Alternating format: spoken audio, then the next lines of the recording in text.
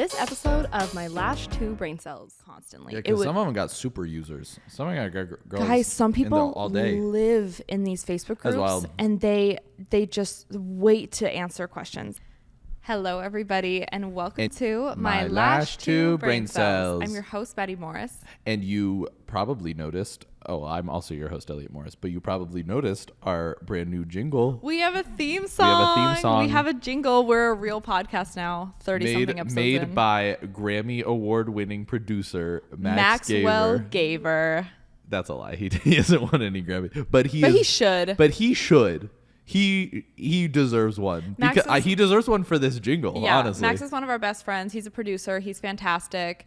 If you need any songs produced, check out MaxwellGaverMusic.com. Seriously do. So Max wrote us this really cool jingle, and I love that it's just like our little exclusive Lash 2 brain cells jingle. So cute. No one else has this jingle. We should put it in our courses maybe too. It's very, very cute. Today I wanted to talk about something that I have been avoiding for a long time because it has given me the utmost anxiety. But there is something in the lash industry and the lash community that I think is it can either be so productive and so good for your business, or it can be extremely detrimental to your business and your mental health. What? I'm saying Yeah. Depending on how you consume it and use it. And that is Facebook groups for lash artists. Now, this is coming from someone that has a Facebook group for lash artists. I have a Facebook group. It's Lightheart Lash Besties. And it has like 1,400 members, and it is heavily moderated by myself and a few other lash artists. Yeah, we really got to moderate it. And we really do have to moderate it because Facebook groups can get out of hand very, very quickly. I don't accept everybody as members, and I am very quick to remove and block a lot of people as members that get in the group and just want to like promote their product or like sell people something, or if they just have like very negative takes and opinions and they kind of like overuse the group to spread negativity. So if you're a nice girl, join Lightheart Lash Besties. If you're not a nice girl, just join one of the other one of the other ones. But I also really care about the people in the other groups, and so I was very sheltered for a long time because I wasn't in these lash Facebook groups because they're known to be very negative and very overwhelming, and have a lot of like false information in them. And so I've been very blessed to just have my little bubble of Lightheart Lash Besties.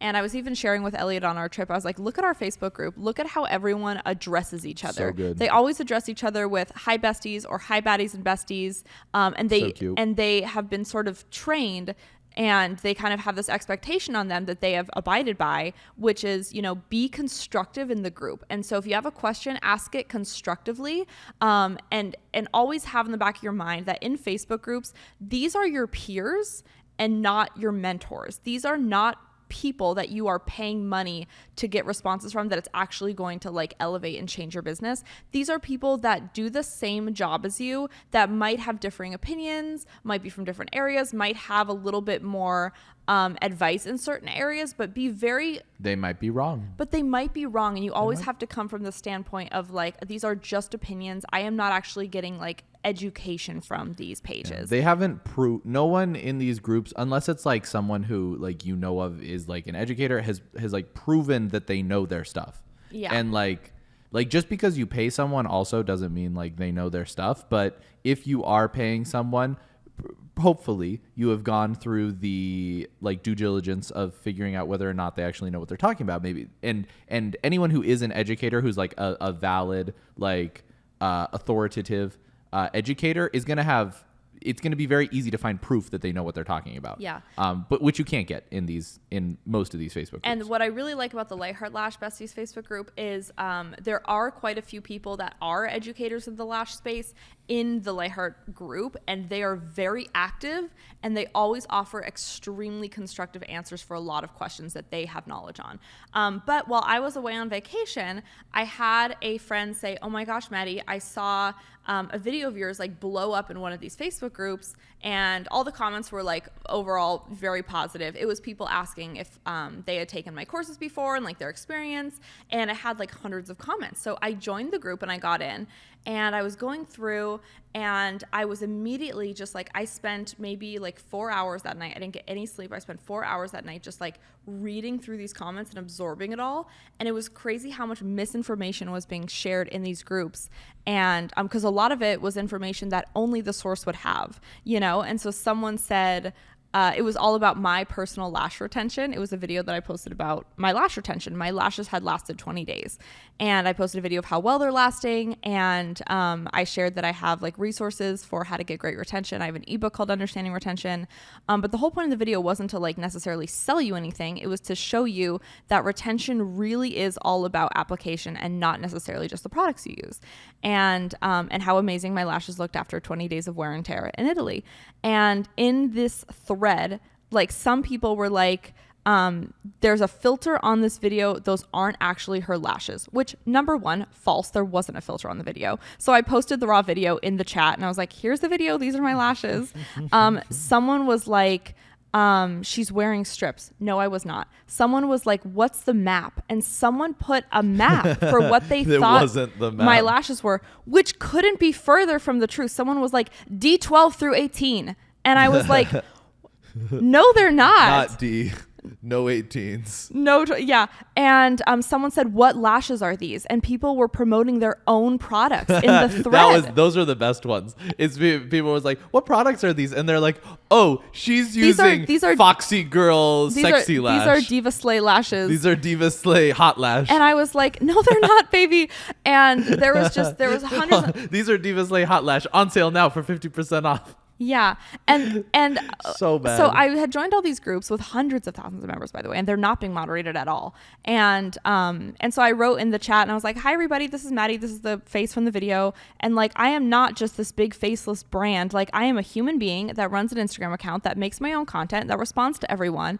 And I said, you know, if you have any questions about my retention, myself, my lashes, my business, whatever, I am like available to ask questions to every day. And a lot of the time when you're asking questions, it's best to go to the source, you know? And so if you have questions about something, you should go to the source. And a lot of people did. And I got a lot of messages on Instagram just being like, tell me more about retention. I'm struggling. You know, can you troubleshoot this for me? Can you walk me through a little more about what's like? People had really constructive questions in my DMs because they were coming to the source. But everyone in this Facebook group they just wanted to have an answer. They just wanted to feel right. And my thread was this thread about me, which was very weird to see so many people talking about me without me there. But it was very positive. But there were a lot of posts that were very, very negative. And it was like about other brands and other artists and foreign fills and pricing, and just like, it was, I couldn't even watch it. And I'm still in this group. I need to get off, but it just like, it's like a train wreck. I could not even look away. But I was really grateful that a lot of the comments were like, oh my gosh, I know Maddie in person. Like, yes, this is her real retention. Like, she doesn't fabricate anything. She's the real deal. Like, you know, I would never. Also, someone said she just got her lashes done. That's a full set. Stop trusting people that are just trying to sell you something. Whoa. And I was like, whoa, first of all. Shots fired. Hello. And I responded to it and I was like, oh my gosh, I am so sorry that you've been hurt by like companies or brands in the past that, you know, false advertise to sell you something. But like, this is my retention after 20 days. And I have taken videos every 2 days, of my trip to document my retention. And, like, I'm so sorry that you've been hurt by other people, but like, we're the real deal. I would never, ever falsify anything to sell you something.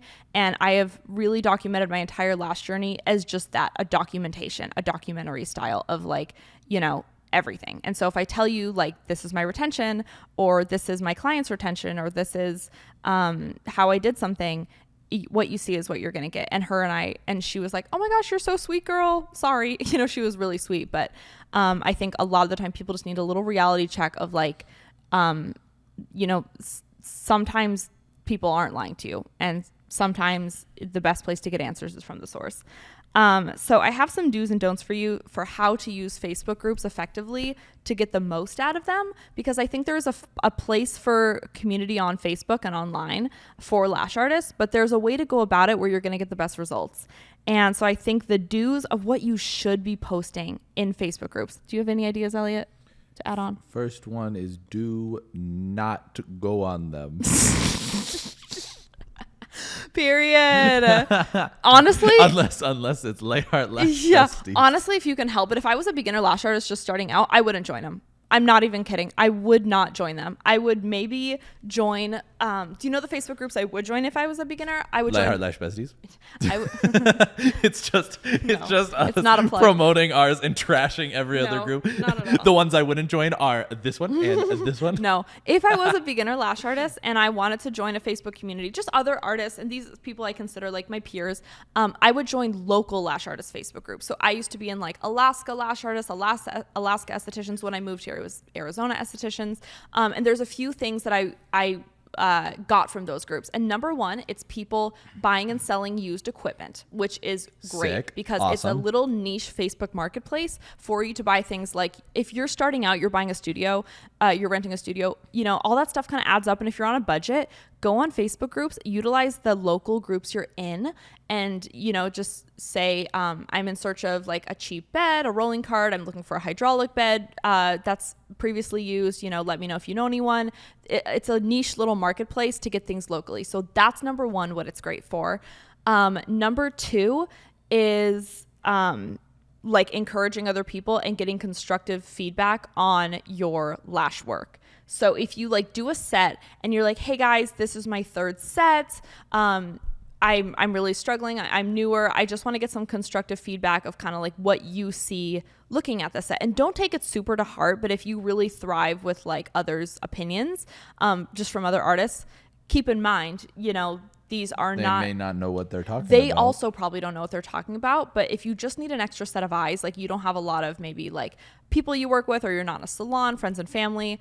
Sometimes people can be like, I see in the groups, oh my gosh, girl, these are absolutely beautiful. For her eye shape, I might have gone a little bit higher on the arch next time. Maybe try a little bit more of a kitten flick. Or I really think that texture would suit her. Maybe add that next time.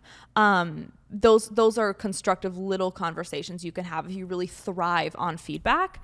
And the other thing that you can use it for is like sharing things that really worked for you if you really care about community. I see some people being like, oh my gosh, you guys, I took this course and I loved it.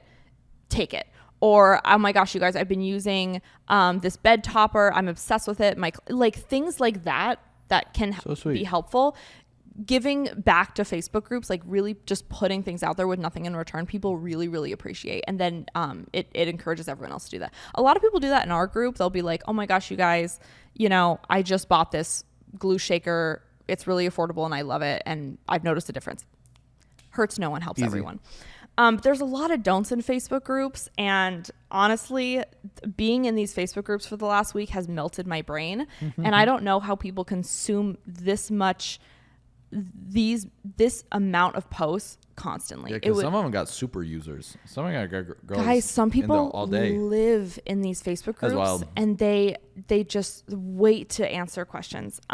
So number one that I noticed a lot is people that join these Facebook groups and ask these questions are beginners. They are people that are like a year into their lash journey, and they have a lot of valid questions, but these are questions that they should be getting answers from like an extremely qualified school or educator or academy. There's so much misinformation out there. There is too much misinformation, and it's actively hurting clients.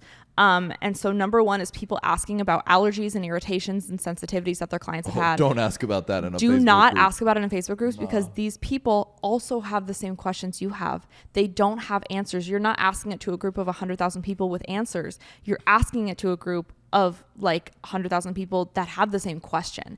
And so I would notice that someone would say, oh, my client's eyes swelled up, and they'd post a horrific picture, and hundreds of comments would just be like, use Flonase, girl, use my tape, have her take Benadryl. Crush up Benadryl, have her snort it. Put it in her eyes. Like people just had the craziest responses, but these lash artists that are brand new out the gate that maybe, they don't know better. They don't know. I'm not faulting them, but it's just the natural culture of these groups. And I was like, this is so destructive to these people that are earlier on in their career. And I wish that I could just take each of them and just like spend hours and hours and hours explaining these things to them one time, that they never need to, ask these questions again. And so I really and if you think about it, I would recommend, when you're starting out, to invest into a one-on-one training with someone in your city that's extremely reputable, that you get continued education with, that you get shadowing with, that you get calls with, whatever it is. And that is so much more worth it to you than spending, 50 hours in your career engaging in these Facebook groups and getting the wildest answers, and none of it will actually help you. Number 2 is I saw a lot of people asking about pricing. Do not ask about pricing. Do not ask about pricing in Facebook groups. There was a group I joined with 150,000 members, and someone said, what do y'all charge for like YY lashes? And they were like, I'm in New Jersey. And first of all, who's using YY lashes? There are people that are using YY lashes. Why are you using those? Why are you using them, queen? But it just... the answers were like, I charge $45, and all the answers varied so drastically, and then because they're different businesses, you guys, and they're different locations, and they're different skill sets. And if anyone was like, oh, I charge $150 for a fill, people will be like, kill yourself. Yes, like they would like, you can't charge that much. Yes, it was insane. And so and then people who are like have reasonable prices are like feeling bad about themselves. Yeah, and people were just posting their own service menus, and it was all, number one, very confusing for the girl who asked the question. Yeah. And B, it helps absolutely nobody. And some of the people were just trying to flex in the comments, and some of the people I charge $300 per fill. Yeah. And I have 52 clients. Yeah. But Elliot, I wanted you to just share really quickly, how should people, just rule of thumb, how should a lash artist set their prices?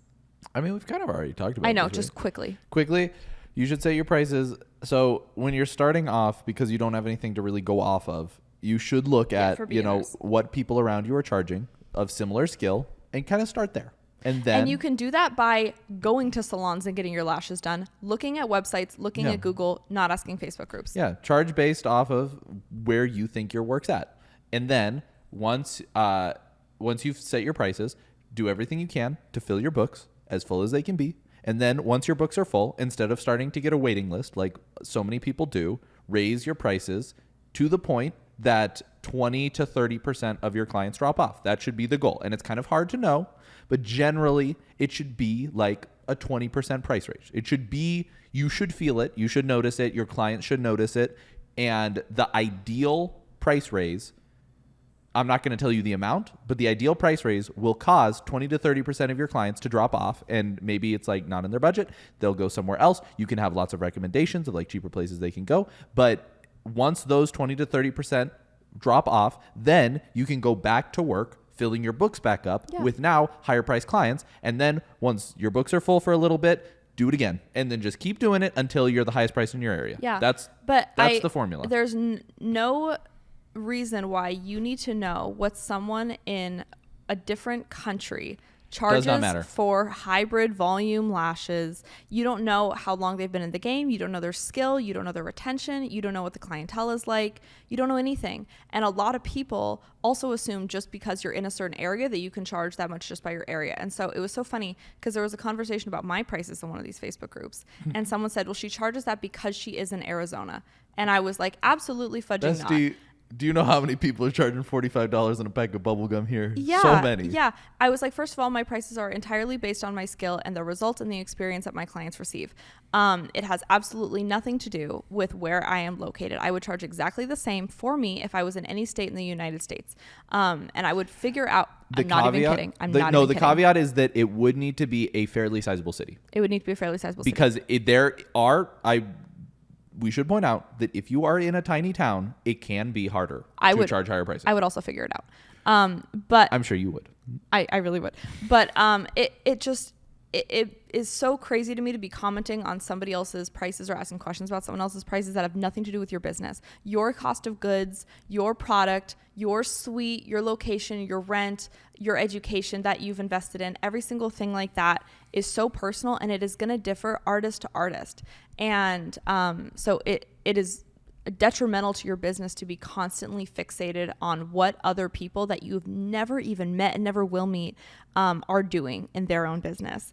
And the other thing that also like shocked me was there is just no concern for client confidentiality in these groups.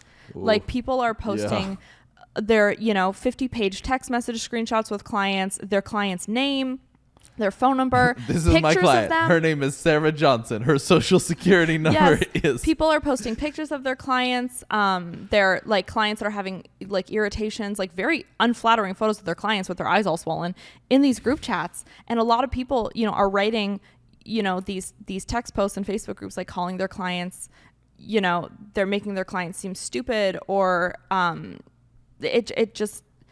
it really rubbed me the wrong way. And I think that there is this level of professionalism that we should hold ourselves to as lash artists, because, clients know. They know when they are safe with you, and they know when what they share with you is sacred and professional.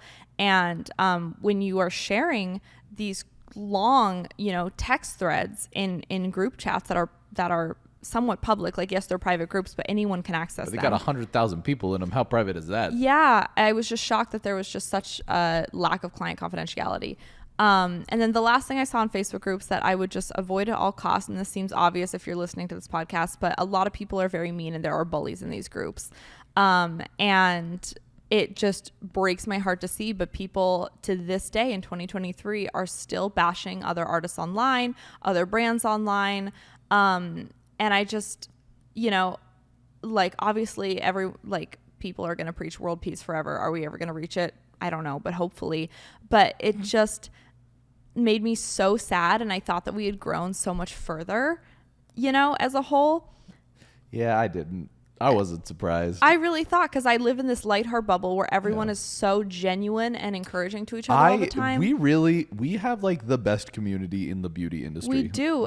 And I don't know a nicer and I group can't of even gals. take credit for all that, because it's truly the girls. It's people. The girls. It is. They are attracted to Lightheart and the culture behind it, and they create it. Yeah. And I'm just a small part in that. Like, I am just a little part of Lightheart. But it just made me really sad. And so I think if you are going to write something in a Facebook group, just think before you write it. Yeah. If you had a negative experience with someone or a client or an artist or a brand, whatever it is, really, really think before you put something out there. And just in general, rule of thumb, like, people see you and they see your business. They see what you put out there. Like, digital footprints are very real. And, when you own a business, people will eventually see everything that you put out there. And if you have issues with like a bigger brand, like with their product or with, whatever, go to the brand. Like, seriously, go to the brand. Yeah. Always. Absolutely. If you have an issue with a lash artist in your hometown, go to her. Make it right with her. If you have, and maybe you guys can become friends. But it just I don't know. It's been kind of just making me feel so icky, and it's made me not even want to be online like the last few weeks, because I just see all the ickiness in these Facebook groups. And I'm like, do I even want to post on Instagram? Because I just feel like it could be like everything could be thrown into the universe, into these crazy groups that I just don't want to be a part of. I don't want my name in these groups. I don't want my face in these groups. I don't like them. Yeah. And so I just it hurts everyone, helps no one when you put things out into these groups that are negative. Yeah. And so if you've ever done that in the past, it's okay. It's okay. We forgive you. Yeah. Just don't do it again. Yeah. And if you're a beginner, use these groups to your advantage, take what you can from them, but try to join the smaller local groups and really network with these people. The small local groups, and also Lightheart Lash Besties. Yeah. If you want. You better. You better. If you don't. Do you have anything else to say about Facebook groups? Nah.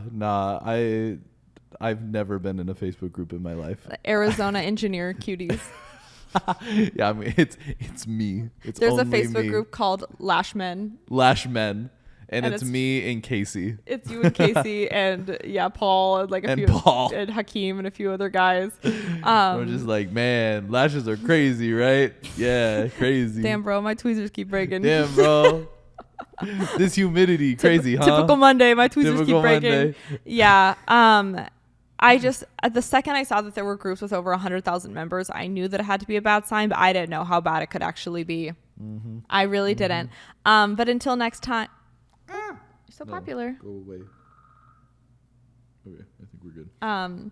But until next time, love you guys. Love you, Smooches. Smooches. See you later. Bye-bye.